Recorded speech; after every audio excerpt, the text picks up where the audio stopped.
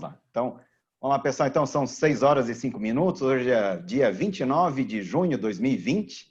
Nós vamos dar início aqui a mais uma reunião técnica da academia e, como segue a tradição aqui, eu vou pedir para o meu presidente eleito, Acácio Alves de Souza Lima Filho, para fazer a abertura da nossa reunião. Por favor, doutor Acácio.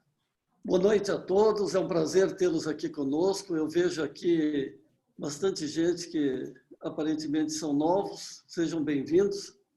A apresentação de hoje é testagem para a Covid-19 no Brasil e no mundo. E nós temos 2 farmacêuticos que dispensam a apresentação. Tem gente que não precisa de currículo extenso para ser apresentado. Um deles é presidente do Conselho Regional de Farmácia, o outro é vice-presidente. O Marcelo Polacco é doutor em farmacologia terapêutica, o Marcelo Polacco, e o Marco Machado é doutor em análises clínicas. Então, nós temos 2 doutores aqui que vamos debater sobre a testagem para a Covid-19. Bem-vindo, Marcos, bem-vindo, Marcelo, e eu passo a palavra para o nosso presidente emérito. Muito obrigado. Boa noite a todos.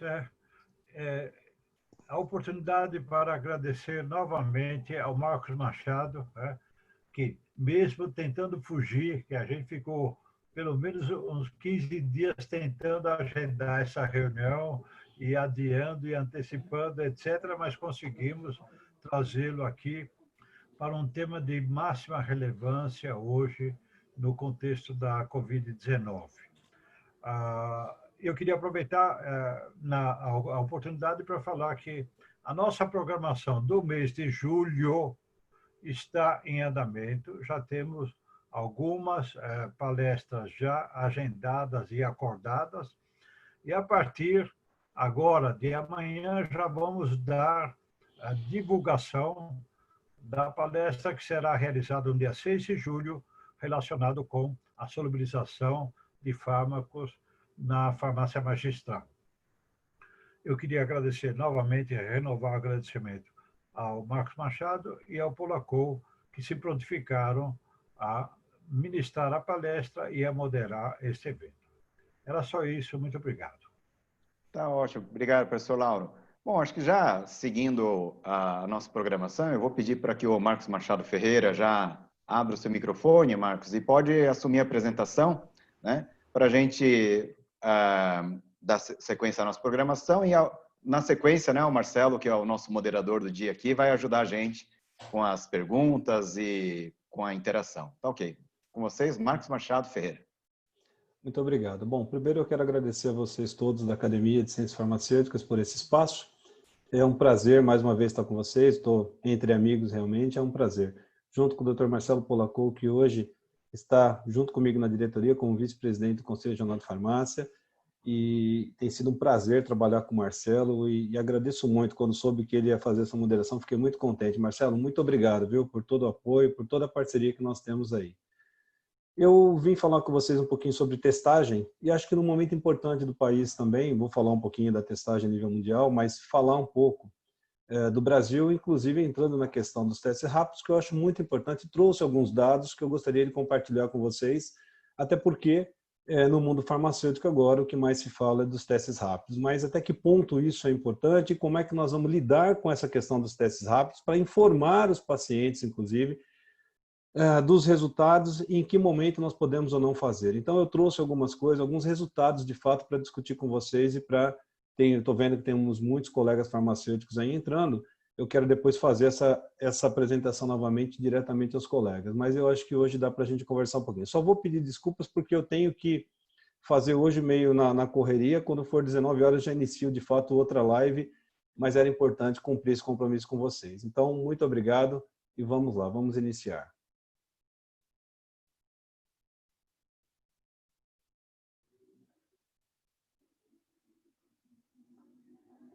Ok, então vamos falar um pouquinho de exames de Covid no Brasil e no mundo. Esses são dados que eu vou trazer para vocês da Organização Mundial de Saúde e de alguns sites específicos de dados sobre Covid. Quando eu fiz essa apresentação no dia 27, né, às 8 da manhã, nós tínhamos aí 9.652.307 casos de Covid confirmado aí, incluindo 491 mil mortes por Covid, né? Só que esse número ele é muito dinâmico, né? De manhã era um dado, à tarde, evidentemente, que já era outro, né? No Brasil, nós tínhamos aí, eu tinha esse dado até 26 de fevereiro, 1.228.000 casos confirmados, já passamos disso, é evidente que hoje já passamos, com 54.971 mortes, o que é um número significativo e extremamente preocupante, né? Se trata realmente de uma doença preocupante. Esse site, World War Meters, ele traz também informações que são relevantes, não só do ponto de vista de números de casos de mortes, mas ele traz alguns dados que eu vou discutir aqui com vocês, vou trazer para vocês que eu acho importante. Aqui, quando às 18 horas, o número já havia mudado de casos de Covid, 9.999.000 casos, com 498.000 mortes ao redor do mundo. Essa informação, esse dado aqui, esse gráfico que eles colocaram, essa tabela, na verdade, né? Ele traz o estudo de informações de 215 países ao redor do mundo, né? Que são os dados que são coletados desses 215 países. E, para nossa tristeza, em primeiro lugar, em números de casos, está os Estados Unidos, em segundo, o Brasil. E esse dado, é claro, nos preocupa bastante. Mas eu trouxe esses dados pelo seguinte: nós temos aqui o Brasil, até então, com 1.284.000 casos, era o que eles haviam relatado. Nós temos, em termos de testagem, eu coloquei aqui com esse quadro um pouco mais escuro aqui à frente, nós tínhamos total de testes realizados no país, 2.925.935 testes realizados, 13 mil testes por milhão de habitantes. Eu trouxe esses dados porque é importante entender, porque o Brasil está em segundo lugar aqui nos dados como o país com o maior número de casos, mas quando chega no número de testes, a quantidade de testes realizados por milhão de habitantes, nós estamos em 109º lugar, atrás, inclusive, de Cuba, né? Nós fizemos 13 mil testes por milhão de habitantes. 13 mil testes, comparado com outros países, de fato, é muito pouco, né? É muito pouco. E num momento em que nós precisamos de dados para poder tomar decisões, e nós temos visto aí os nossos representantes, os nossos gestores, tomando decisões de reabrir o comércio, reabrir as empresas, reabrir, enfim, a vida econômica do país. Mas nós vamos ver que os dados são poucos, na verdade, para que a gente tome uma decisão calcada realmente em dados e que seja assertiva. Esses dados que eles trazem aqui também, o World in Data, ele traz um dado interessante. Aqui é a política de testagem no mundo. Então, nós temos aqui, eles dividiram por cores, né? O Brasil está aqui, ó, testando todas as pessoas que têm sintomas. E aí é importante entender por que nós estamos com tão pouca quantidade de testes, mas nós vamos ver um dado depois que vai ser interessante. Nós temos, então, aqui no Brasil, a testagem realizada em pessoas que apresentam sintomas de síndrome gripal e também profissionais de saúde. É onde está focado principalmente os testes de PCR, que são os testes PCR-RT, que são os testes de fato para diagnóstico de Covid. Nós temos depois, aqui na América do Norte, nós vemos que são testados, está tudo em azul, né, grifado em azul, são testados todas as pessoas, incluindo pessoas assintomáticas ou não. Ou seja, uma política diferente de testagem. Você não testa apenas pessoas que estão com suspeita, mas você testa todas as pessoas que você puder, o máximo possível de pessoas, inclusive por região. A mesma política foi adotada aqui na Ásia, onde nós vemos aqui, pintado em azul também, achurado em azul. Ou seja, os testes são públicos, não são específicos para pessoas com sintomas e nem profissionais de saúde. Esse mesmo site que pega dados de todos os países, pega dados no mundo todo, ele traz aqui um dado interessante, número de testes por casos confirmados diariamente, né? Esse dado é importante, nós precisamos saber quais são os casos confirmados diariamente, realmente através de dados por exames, não dados clínicos apenas, mas por exames.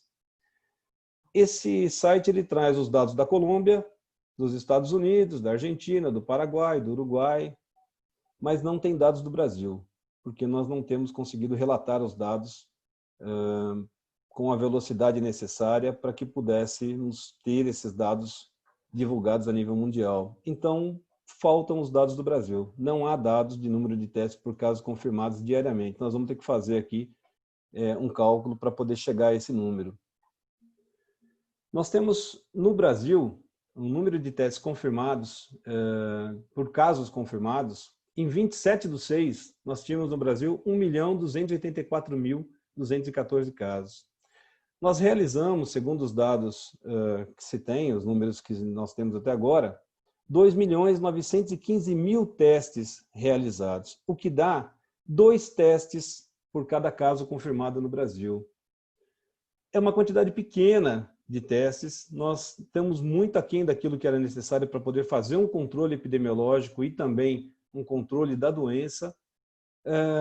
O que mostra esse dado de 2 testes por pacientes é que, na verdade, nós focamos no Brasil a realização dos testes em pacientes com sintomas e aqueles que já estão internados, e nos profissionais de saúde que estão atendendo esses pacientes. Mas nós não conseguimos expandir essa testagem a nível populacional, para que a gente pudesse realmente ter um controle da doença, saber aonde temos mais casos confirmados ou não, em que região e qual é a situação do ponto de vista de exames, de fato, para podermos tomar decisões, para que os gestores pudessem tomar decisões. Então, nós temos no Brasil, até 29 de maio, era 1 teste por cada caso confirmado. Agora, em 27/6, um pouco mais, 2 testes por cada caso confirmado. Se nós compararmos com outros países, por exemplo, a Nova Zelândia, são 264 testes por caso confirmado. É muita coisa. No Uruguai, aqui do nosso lado, 59 testes para cada caso confirmado. Na Espanha e nos Estados Unidos, 11 testes para cada caso confirmado. Significa que nós não estamos testando como deveríamos. Em outros países, faz o teste não em pessoas com sintomas, mas sim na população em geral. Bom, eu coloquei essa reportagem do G1, que eu achei muito interessante, em que um infectologista da USP diz que os números mostram que o Brasil ainda faz brutalmente menos testes para Covid, para coronavírus, do que deveria. Estamos no escuro. E, de fato, estamos no escuro. Porque o teste confirmatório para Covid é o PCR-RT. E nós não temos conseguido fazer por uma série de questões. Por falta de recurso financeiro, por falta de teste, por falta de estrutura. Mas a verdade é que, somado tudo isso, nós não temos feito teste como deveríamos fazer na população. Então, os nossos números são pequenos. Nessa reportagem do G1, ele traz um dado interessante, né? Nós temos uma quantidade de positivos, de testes positivos, ou seja, de casos positivos, de 36% de casos positivos nos testes realizados. É um número muito alto, principalmente quando você compara com outros países que estão em torno, Alemanha, por exemplo, 4,6, Itália 3,6, Espanha 3,6 de positivos. Mas por quê? Porque como nós testamos nos pacientes que estão internados, principalmente os hospitalizados, aqueles que têm sintomas, nós conseguimos encontrar um número maior de positivos.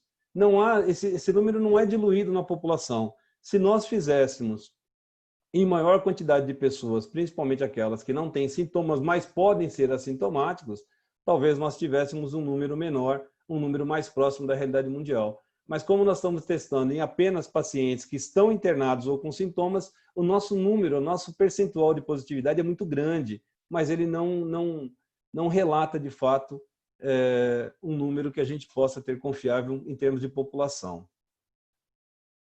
Pois bem, então nós temos aí no Brasil hoje já é mais, né? Mas até dia 27, às 18h45, 1.313.000 casos de Covid confirmados. A maior parte desses casos confirmados, ou seja, quase na sua totalidade, são casos confirmados do ponto de vista de diagnóstico clínico, mas não do diagnóstico laboratorial. Isso não é realidade, né?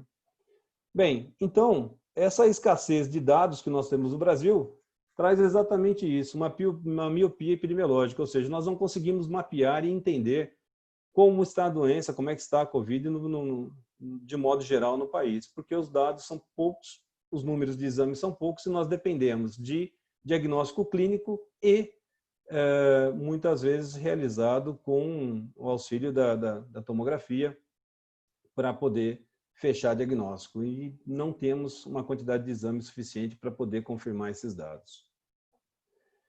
Bem, como faltam testes de PCR-RT, muitos dos diagnósticos estão sendo feitos através de teste rápido.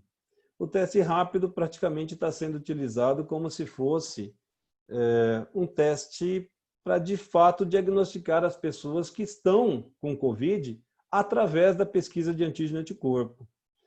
Essa possibilidade, inclusive, de capilarizar essa testagem foi dada através da resolução 377, de 28 de abril, da Anvisa, para poder as farmácias realizarem também o teste rápido, como uma forma de poder ter mais resultados de diagnóstico de Covid.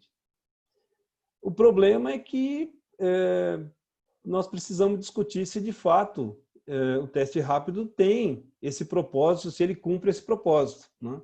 E é isso que eu vou discutir um pouquinho com vocês aqui.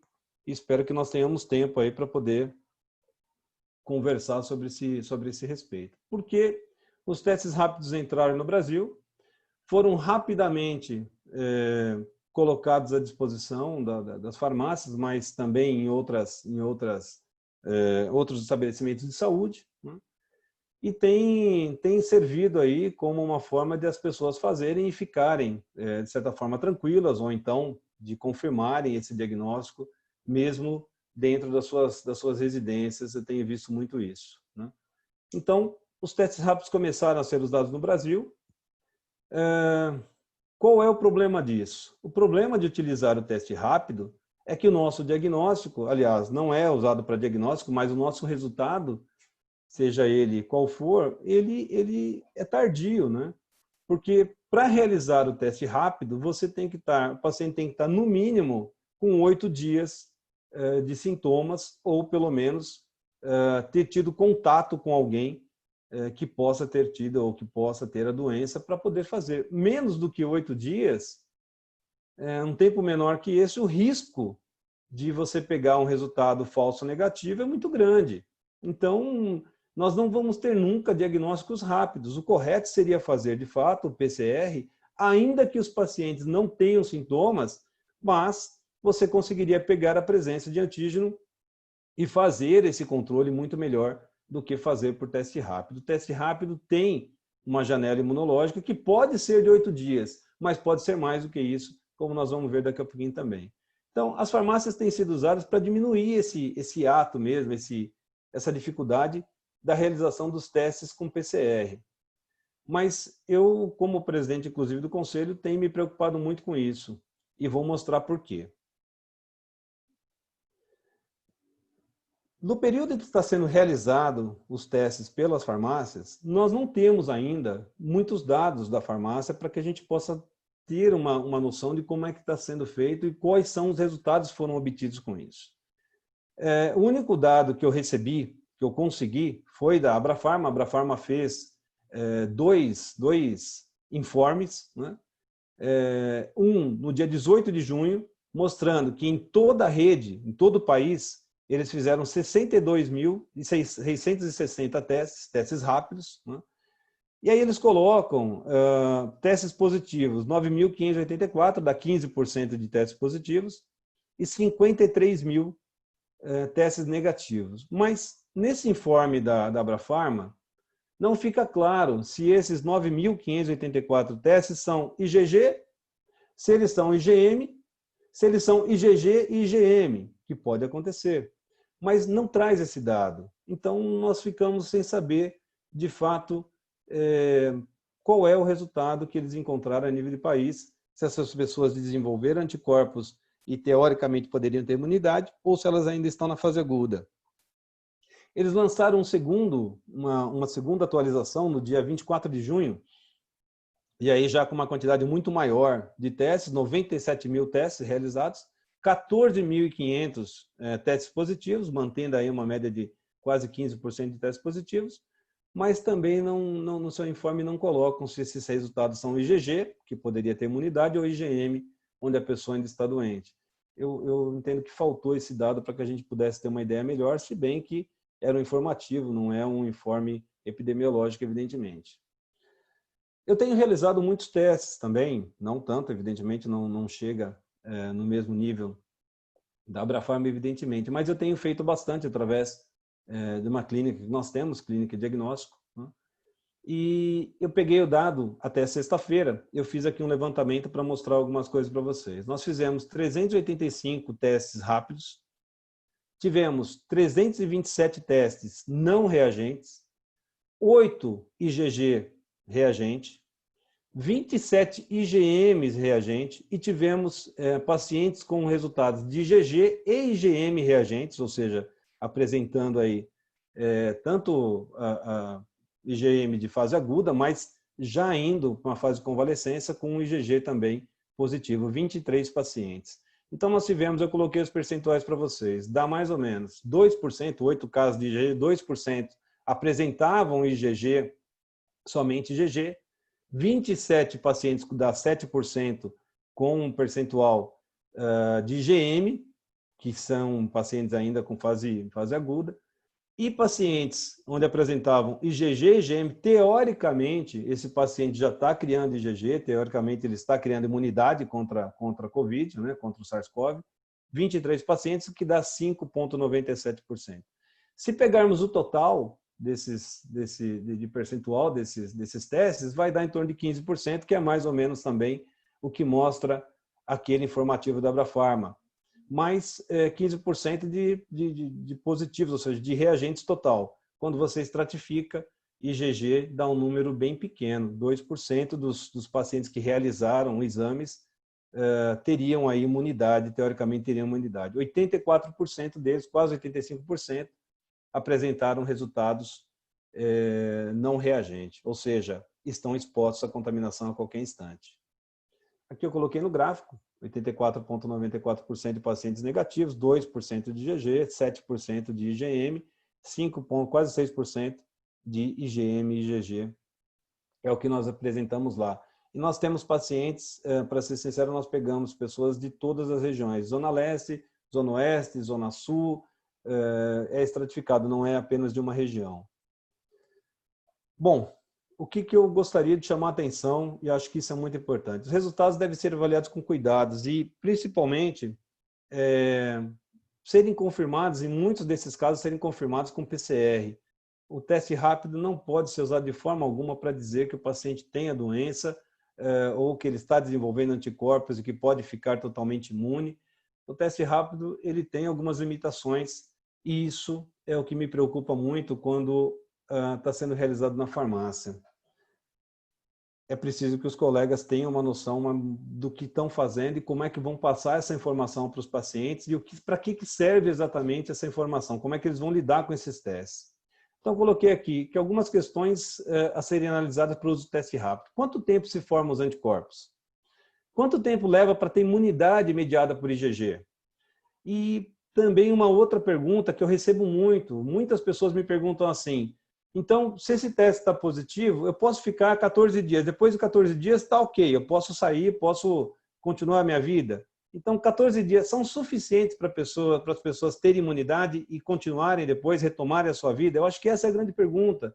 Na verdade, quando os testes rápidos chegaram, a ideia é que eles pudessem, de fato, ser usados para poder darem aí a sensação ou terem a ideia de que o paciente poderia ter um passaporte imunológico, ou seja, ele poderia, com IgG, estar apto aí a poder retomar suas atividades. Mas eu trouxe esses dados para que a gente pudesse conversar sobre isso. Então, os anticorpos IgM, teoricamente, eles fazem parte da resposta primária e, teoricamente, eles se iniciam a formação a partir do 5º ou 7º dia, já começa a formação de IgM, que é a resposta primária para qualquer antígeno, e no caso específico do SARS-CoV é a mesma coisa, é o que nós temos trabalhado, é essa informação que não é específico para SARS-CoV, mas genérica, né, de que entre 5 e 7 dias há a formação de IgM. A formação de IgM deve durar aí até que as imunoglobulinas específicas comecem a ser formadas. Então, teoricamente, quando começa a ser formado IgG, há um decréscimo na síntese de IgM e aí o paciente teria imunidade, que nós também não sabemos por quanto tempo, mas pelo menos essa é a lógica do sistema imunológico. Então, baseado na informação de que de 5 a 7 dias começa a formação, a resposta imunológica primária por IgM, né, que foi, e também que depois, em torno de 14 dias, a gente tem a resposta de IgG, foi mais ou menos formulado as políticas que foram dadas, principalmente no início da doença, de que 14 dias seria o ideal para que a pessoa pudesse se recuperar. Então, nesse gráfico, é mais ou menos o que nós temos de informação, tínhamos, pelo menos, de informação, e é isso que eu quero trazer essa reflexão. A ideia era que, entre o início do contato do paciente, da infecção, até o 7º dia, você pega um paciente assintomático e só é possível você diagnosticar através do PCR, que é essa linha azul que está aqui. Ou seja, é o início da doença, você não pega a reação através da reação de antígeno-anticorpo. Então, no início da doença, somente por PCR. A partir do 7º dia, você começa a produção de anticorpos de IgM, que deve durar até aproximadamente 21 dias, e a partir do 14º, a formação de IgG, com decréscimo de IgM. Isso é a ideia que se tinha da produção de anticorpos e também da realização dos exames de acordo com o sistema imunológico, as informações que nós imaginávamos, né? A Anvisa fez um manual chamado Teste para Covid, Perguntas e Respostas. Nesse manual, ela traz muitas informações, tentando responder algumas coisas que haviam de dúvidas sobre, principalmente, teste rápido. Então, uma parte do texto que ela coloca é: importante destacar que os pacientes, mesmo quando testados para Covid-19, olha só, não devem procurar hospitais ou ambulatórios, devendo permanecer em suas casas em quarentena por 14 dias, isolamento, até a remissão da infecção, exceto se estiverem com sintomas graves. Ou seja, a informação é: fique em casa 14 dias, em 14 dias você deve ter a remissão da infecção e aí você pode retomar as suas atividades normais. Muitas vezes o que os pacientes perguntam: mas então eu posso, a partir de 14 dias, eu só fico em casa e depois eu retorno normal, sem muitas vezes repetir esse exame ou procurar até um médico. E isso me preocupa. Por quanto tempo? Eu acho que essas perguntas é que a gente vai ter que responder agora ao longo do tempo, principalmente porque nós começamos a fazer os exames, né? E agora que nós conseguimos entender um pouco desses resultados. Por quanto tempo a transmissão após o contágio? Será que após o contágio, indivíduos assintomáticos podem transmitir o vírus por até 14 dias? Ou será que nós vamos precisar de um prazo maior? Será que esses pacientes podem transmitir por um tempo maior? Aqui diz, né, que no caso dos indivíduos sintomáticos, o período de transmissão pode ser mais prolongado, por 21 dias, e pessoas com quadro grave até 25, cerca de 25 a 28 dias. Então, baseado nessas informações, eu trouxe alguns resultados de exames para que a gente pudesse discutir um pouquinho. Eu tirei os nomes, evidentemente, deixei apenas as datas e os resultados. Então, esse paciente fez o primeiro exame dia 20/5, eu não estou conseguindo ver aqui porque o topômetro está aqui, com 10 dias de exposição e não tinha sintomas. Apresentou um resultado de IgM positivo, ele já tinha 10 dias de exposição. Repetiu o exame em 30/5, com aproximadamente 20 dias de exposição. Continua com IgM positivo. Ou seja, se ele fez o exame dia 20 e ficar em casa, já tinha sintomas, ficar em casa, já tinha contato, perdão, já estava exposto, e ficar em casa 14 dias, parece que não está resolvendo o caso, parece que não vai resolver em 14 dias, ou seja, ele, teoricamente, 30 dias após o contágio, ele ainda não tem IgG. Esse é um caso real, esse paciente não tem imunidade ainda, pelo menos do ponto de vista de imunoglobulina G.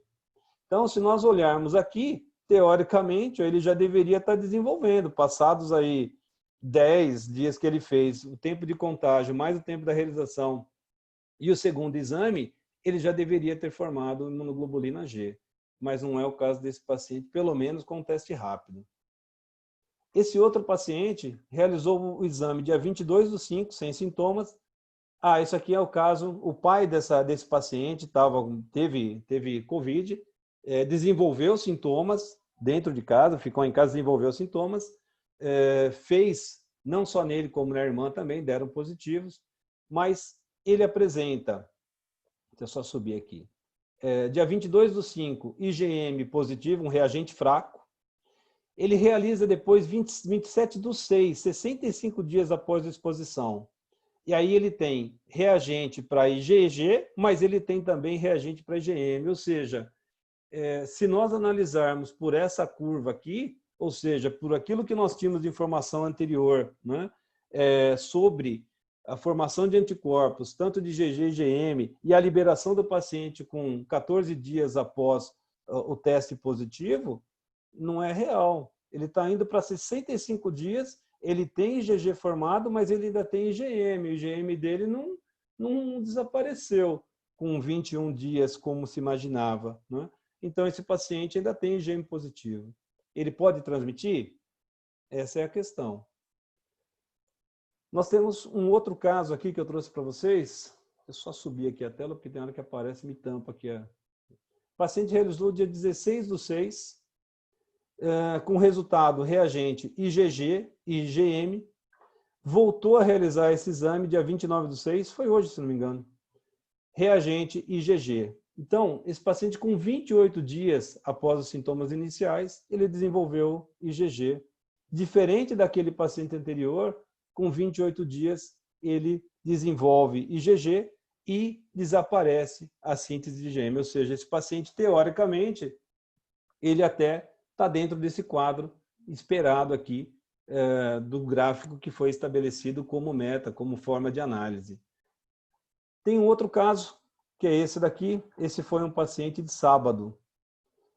Ele realizou o exame conosco, perda de olfato e paladar, 3 dias de sintomas.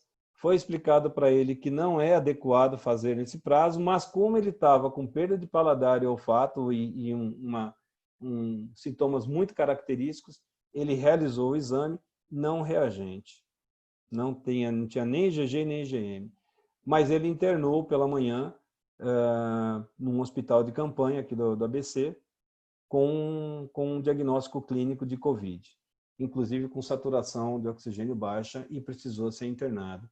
Ou seja, não é possível, e esses testes eles não são adequados de fato para fazer com menos tempo do que o indicado, com 8 dias, pelo menos 8 dias de sintomas. Isso acho que ficou claro aí nesse exame, dá para ver isso muito bem. E a minha preocupação é como é que as farmácias têm lidado com isso. Porque senão, se nós não tivermos isso muito claro, explicar isso ao paciente, nós vamos ter resultados que não são adequados, nem do ponto de vista epidemiológico, mas também não é adequado realizar esses exames e simplesmente dar o resultado para ele dessa forma. Quer dizer, esse paciente tinha claramente sintomas, mas poderia ser um paciente assintomático. Então, tem que ficar claro para as farmácias e para os farmacêuticos que o resultado do teste rápido não é diagnóstico, não serve para fazer diagnóstico. Então, lá, novamente, voltando agora ao manual que foi feito pela Anvisa, ele diz o seguinte: se o resultado do teste rápido IgM e IgG for positivo, isso indica que tem Covid? Não, teste rápido não tem função de diagnóstico. O diagnóstico do Covid deve ser feito pelo PCR-RT. Testes rápidos positivos indicam que você teve contato recente, IgM, ou que você já teve o Covid, que é o IgG. Assim sendo, esse teste isolado não serve para diagnosticar, confirmar ou descartar a infecção por Covid. O diagnóstico da infecção pelo novo coronavírus deve ser feito pelo PCR. Todas as vezes em que eu pego um teste positivo, principalmente, claro, os testes de IgM, os pacientes me perguntam, mas o que eu devo fazer? Eu fico em isolamento? Falando, eu acho que você deve consultar o seu médico. A primeira coisa que deve fazer é procurar um médico, levar o exame, seja IgM ou seja IgG. É preciso procurar um médico levar o exame e discutir com ele, porque o teste rápido em si não vai dar diagnóstico. É preciso pegar o resultado do teste rápido e juntar com os dados clínicos do paciente. Aí sim, mas eu tenho visto muitos colegas entregando esses resultados e dizendo, olha, fique em casa no período de 14 dias, depois pode voltar à atividade. Não, não pode voltar à atividade. Nós não sabemos ainda se de fato esse paciente ele vai desenvolver doença, se não vai desenvolver doença, se ele está transmitindo, se ele não está transmitindo. Então, o teste rápido ele pode ser um balizador, mas não dá nem para nós na farmácia utilizarmos isso, e também não dá para o Brasil utilizar resultados de testes rápidos para fazer controle epidemiológico. Isso tem me preocupado muito, porque praticamente, da forma como está sendo feito, jogou-se para as farmácias essa responsabilidade.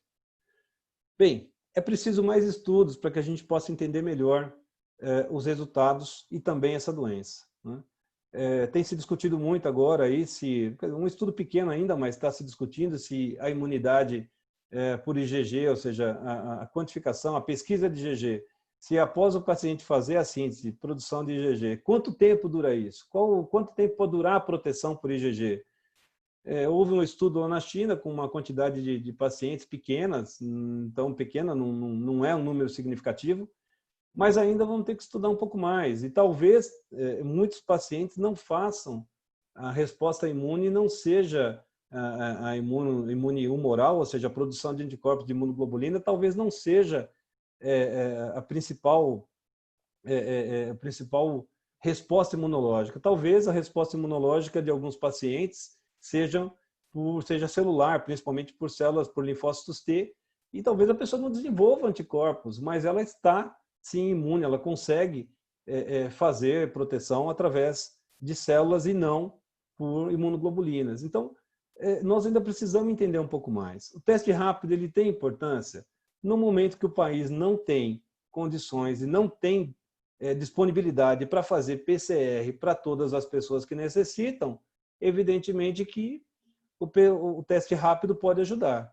Mas o que não dá é para que os farmacêuticos assumam essa responsabilidade de dar diagnóstico através do teste rápido, porque senão nós corremos o risco de liberar resultados tanto falso positivos como falso negativos também e confundir mais do que ajudar.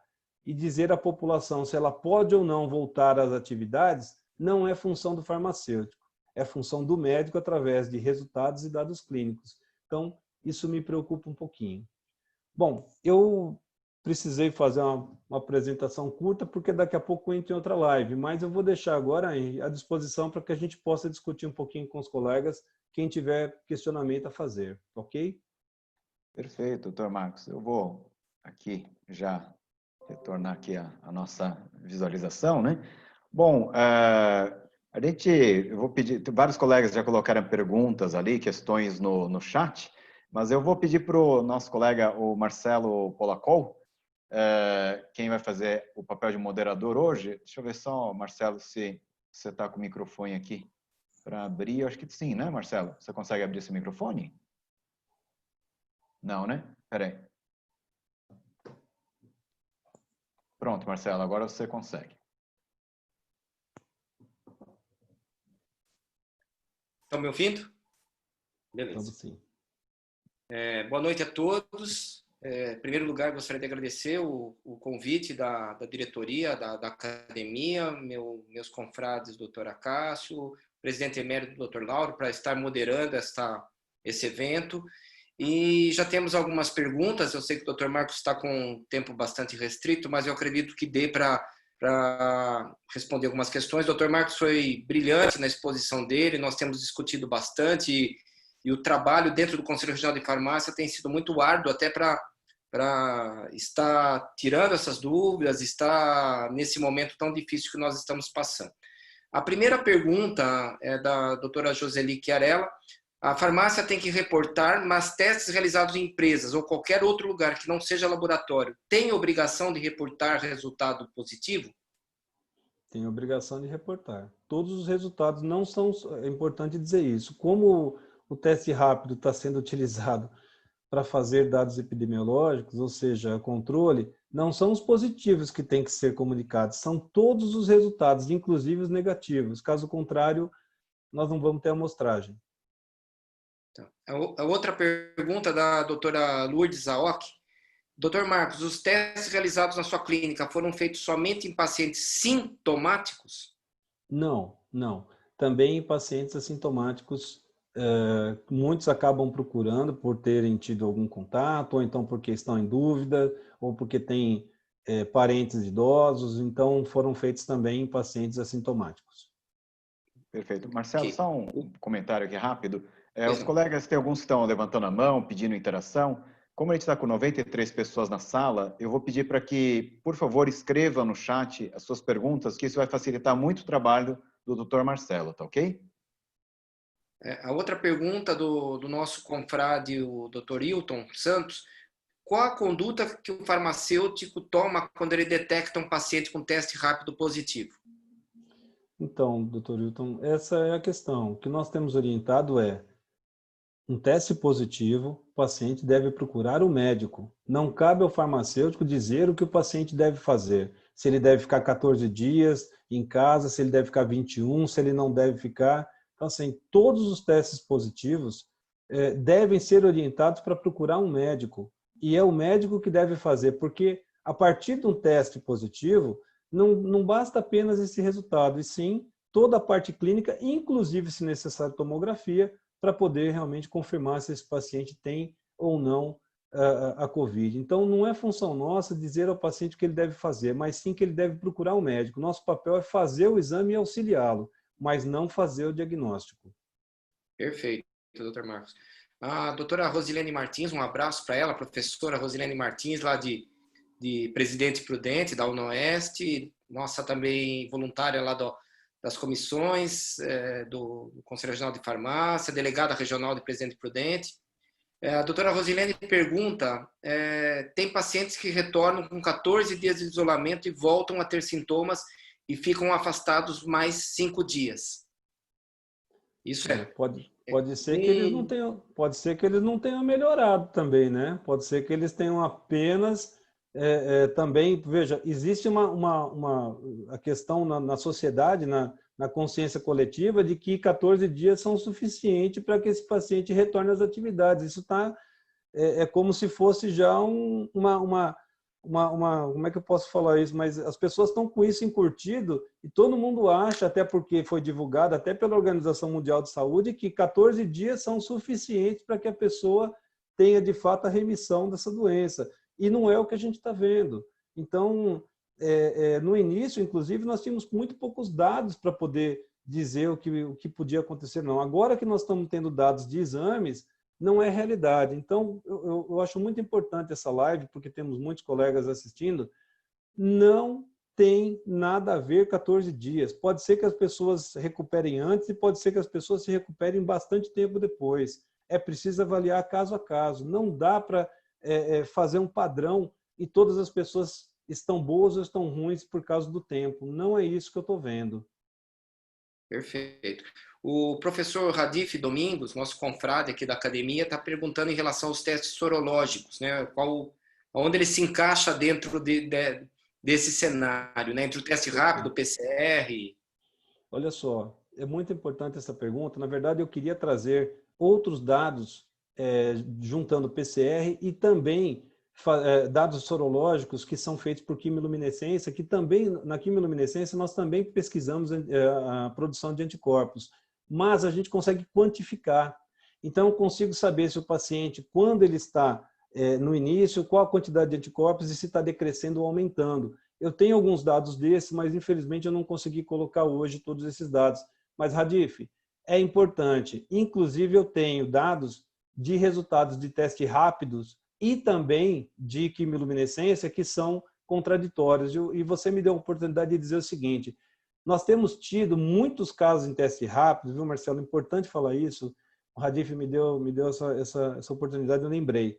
Nós temos, quando você pega a técnica do teste rápido, ele diz o seguinte: qualquer coloração que apareça no teste rápido, você deve considerar positiva, ou seja, você deve considerar reagente. Apareceu uma corzinha, reagente. Eu tive alguns casos desses em que, sinceramente, eu vi que estava ali uma corzinha, mas era muito claro. Eu colhi exame, fiz a quimiluminescência e os resultados deram não reagentes, ou seja, deram negativos. Então, eu queria chamar a atenção dos colegas farmacêuticos também, para quem está realizando esse exame, para que tome muito cuidado.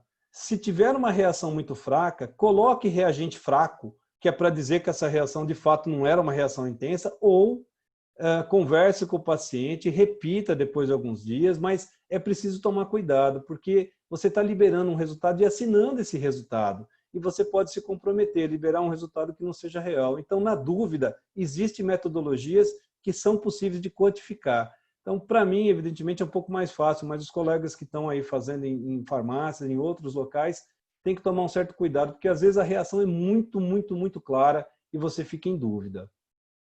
Perfeito. A doutora Suzy Bianco está perguntando qual a porcentagem de erro do teste para imunoglobulinas. Não dá para a gente ter uma ideia de margem de erro, porque assim, quando você fala em erro, não é bem, não é questão... No início, quando os testes rápidos chegaram no Brasil e foram feitos alguns testes, tinha-se um número de 30% de sensibilidade, ou seja, de cada 10 pacientes, 3 você tinha sensibilidade para pegar um teste positivo, né? O restante não.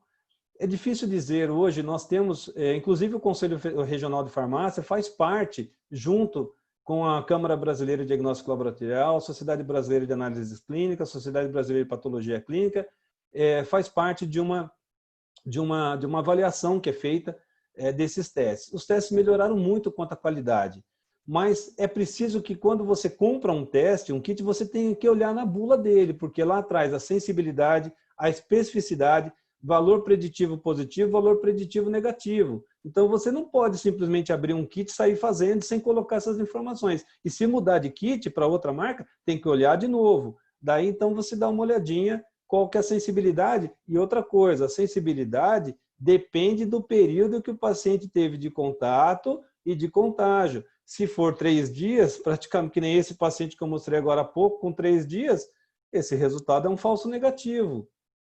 Mas nós pegamos. Se for computar esse resultado, teoricamente ele é um resultado que não serviu para nada, porque o paciente tem todo o quadro, mas com o período que ele estava é um falso negativo. Então é preciso tomar muito cuidado com isso. Não é uma questão apenas se o teste é bom, se o teste tem qualidade ou não tem qualidade, mas se há condições adequadas de fazer naquele período que o paciente também precisa, aliás, que ele quer fazer, né? Perfeito. A doutora Danusa Rossi está perguntando como reportar os resultados de testes que realiza na empresa. Na empresa, assim, quando ela vai realizar na empresa, mas assim, ela pode realizar em qualquer lugar, mas ela é responsável, a farmácia dela ou o laboratório dela é responsável pelos resultados. Então, é preciso fazer um cadastro desses pacientes, seja da forma como for, tem que ter um cadastro desses pacientes e ao retornar para a sua farmácia ou para a sua clínica, você entra lá no eSUS e faz o comunicado. Existe um link específico para fazer o comunicado, não importa se foi na farmácia ou se foi fora dela. Você é responsável por ter feito, tem que fazer o comunicado. Perfeito. A doutora Suzana Herrera, que inclusive é nossa conselheira regional, que está nos assistindo, ela está perguntando se o correto é o paciente só retornar, né, ativa quando negativar. Ela está fazendo uma pergunta, se é isso mesmo. O correto, Suzana, sua pergunta é legal também, porque durante a live eu acabo esquecendo. O correto era fazer o teste rápido e depois fazer o acompanhamento com o PCR. E esse paciente só deveria voltar às atividades com o PCR negativo. O teste rápido, ele é auxiliar. O problema é que, pela falta de testes de PCR, até pelo custo, por uma série de questões, não vamos nem entrar em detalhes aqui, nós estamos nos baseando tudo no teste rápido. Está errado. O correto era fazer o teste rápido, ainda que fosse positivo, depois fazer o acompanhamento com PCR. Então, não dá só através do teste rápido para ter certeza absoluta. Todavia, o que tem sido feito? Quando o paciente atinge um teste de resultado de IgG positivo, ele está retomando as atividades. Não acredito que isso fosse o ideal, mas é o que está sendo feito, nós vamos ter que conviver com os pacientes com IgG positivo. Mas nós temos muitos casos de IgG e IgM positivo juntos. pelo menos deveria esperar a formação somente de GG, sem IgM. Perfeito. Marcelo, deixa eu só aproveitar aqui que são 18 horas e 55 minutos agora. Eu sei que o Marcos Machado ele tem que entrar num outro compromisso, né? E eu vou fazer uma pergunta, acho que para vocês dois, né? Presidente e vice-presidente do Conselho Regional de Farmácia. A gente percebe que são muitas perguntas e seguem chegando perguntas no chat. O Conselho Regional de Farmácia, ele tem algum canal para apoio aos farmacêuticos para que essas dúvidas mais práticas possam ser sanadas? Eu vou responder rapidamente ao Dr. Marcelo também, que inclusive cuida da fiscalização. Nós não temos um canal... Nós fizemos o nosso manual, fizemos a orientação, inclusive gravei um vídeo falando exatamente, chamando a atenção, mas muitos desses dados agora, Henrique, são novos, porque de fato, tudo que está... Nós começamos a fazer esses testes praticamente em maio, né? E abril, maio, então é tudo muito recente. Então, eu pretendo fazer, junto com o Dr. Marcelo, com a diretoria, nós pretendemos fazer outros eventos para discutir um pouco mais e abrir realmente um canal de debate agora com dados específicos que até então nós não tínhamos. Não, tá ok. Então, só para, realmente, assim, em respeito até o horário do Dr. Marcos, né, Marcos? Se você quiser fazer alguma consideração final agora, antes da gente fazer o fechamento da nossa sessão técnica, né? E a todos os colegas que postaram aqui no chat, a gente vai procurar tomar nota e encaminhar o Dr. Marcos, o Dr. Marcelo também, para que possa ter algum tipo de resposta, ok? Por favor, Marcos. Bem, então eu queria primeiro pedir desculpas, porque eu gosto sempre de participar o máximo de tempo possível, mas dado os compromissos que às vezes excedem um pouquinho, eu não vou conseguir ficar. Mas queria agradecer a você, Henry, ao Acácio, ao professor Lauro Moreto, a todos os membros da academia, Dr. Marcelo Polacco, que é um prazer estar junto, fazendo esse evento junto, essa live junto, a todos que puderam participar, os delegados regionais, aos amigos todos que estão presentes. Muito obrigado. Só peço desculpa mesmo que agora eu vou para outra live, mas eu me prontifico quando vocês precisarem, eu estou sempre à disposição. Muito obrigado, viu? Ok, obrigado, Marcelo. Fica à vontade. Um abraço, gente. Obrigado. Aqui, tá? Obrigado, até logo. Gente, eu gostaria de agradecer também, convidar o Dr. Marcos, falou da live que ele está entrando, gostaria de convidá-los também, vai ser no nosso canal do YouTube do CRF, que é CRF SP Canal, e ele vai falar sobre logística farmacêutica, que é um tema super importante. Nós temos uma resolução recente, inclusive de logística reversa, vai ser abordado também. Estão todos convidados a assistirem essa live que o Dr. Marcos vai fazer com o Dr. Kleber, que é o nosso coordenador do grupo técnico de logística farmacêutica. Excelente. Marcelo, só para confirmar, então, o link é em qual canal mesmo? É no YouTube? CRF SP Canal, tudo junto. Isso, no YouTube. No YouTube, tá ok. Então. Abrindo no YouTube, é só dar lá o buscar CRF SP Canal, já vai aparecer o nosso canal. Perfeito, então. Marcelo, muito obrigado aqui. Bom, pessoal, a gente vai chegando aqui, 18 horas e 58 minutos, né? Muitas perguntas chegando para a gente. Evidentemente que a gente não vai conseguir dar vazão a tudo isso, mesmo que até o Dr. Marcelo, Marcos teve que nos deixar aqui. Então, a gente vai fazendo, então, o fechamento da nossa reunião, e com compromisso de passarmos as perguntas. Então, ok? Eu vou só passar aqui a palavra para o nosso presidente emérito, Dr. Lauro Domingos Moreto. Dr. Lauro. Alô? O Acácio? Não, então, o Acácio não vai conversar. Eu queria agradecer especialmente ao Marcos e ao Polacco por terem colaborado conosco. Olha, eu tenho a impressão que nós vamos ter que fazer uma nova reunião com vocês, pelo volume de perguntas e pelo monte de informações que estão pendentes, com dois especialistas nessa área, nos ajudaria muito a entender esses diferentes aspectos. Novamente, os agradecimentos a todos vocês e aqueles que nos prestigiaram nessa atividade. Muito obrigado. Tá ok. Obrigado, professor Lauro. Bom, fechando aqui, então, a nossa reunião, o doutor Acácio, presidente eleito, para fazer as palavras finais, Acácio. Obrigado, Marcos. Uma linda apresentação. Obrigado, Marcelo. Foi uma reunião muito boa. Agradeço a presença de todos e a reunião, então, está encerrada e nós continuamos conversando assuntos da academia, tá bem? Perfeito, então. Bom, mais uma vez, né, são 18 horas e 59 minutos agora. agradeço, então, a presença de todos. Eu vou pedir só para que, então, os nossos colegas acadêmicos, que a gente agora vai entrar num bloco daqui a 5 minutos, que é um bloco de discussões de assuntos internos da academia, que vocês permaneçam na sala. Aos demais colegas, eu deixo aqui um especial agradecimento. Espero que a gente possa voltar a interagir em breve. Henry, Oi, pois não. nós tínhamos liberado os informes antes da nossa reunião e temos a vereadora Edir Salles, que está presente, e ela gostaria de fazer uma pequena mensagem, né? Ainda dentro dos informes da nossa academia. Depois é que ficamos restritos para nossas atividades. Isso, um minuto só, doutora Edir, que eu vou abrir já o microfone aqui. Um minuto só. Pronto.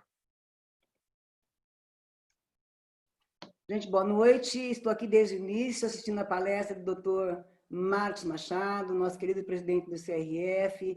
Quero cumprimentar o presidente da Academia de Farmácia, o Dr. Acácio Alves. Quero cumprimentar também o presidente emérito, nosso sempre presidente, Dr. Lauro Moreto, e a todos vocês farmacêuticos, porque eu não sou farmacêutico, mas eu tenho coração farmacêutico, né? E eu estou sempre à disposição na Câmara do Estado de São Paulo, defender os nossos projetos do CRF, do ramo de farmácia, né? E sempre à disposição. Tiramos agora a nossa lei, foi assim, muito importante nessa questão de aplicação de vacinas em farmácias, né? Nossa lei autoriza a aplicação de vacinas em farmácias. Nesse momento, foi muito lembrada a nossa lei, que foi sugerida, inclusive, pelo Dr. Lauro, que foi sugerida, inclusive, pelo Dr. Por exemplo, Machado, Marcos Machado. Então, nós tivemos uma grande ação nesse sentido. E, mais do que nunca, o farmacêutico foi assim, super valorizado. Né? E na Câmara também fizemos várias ações para esse problema aí da Covid.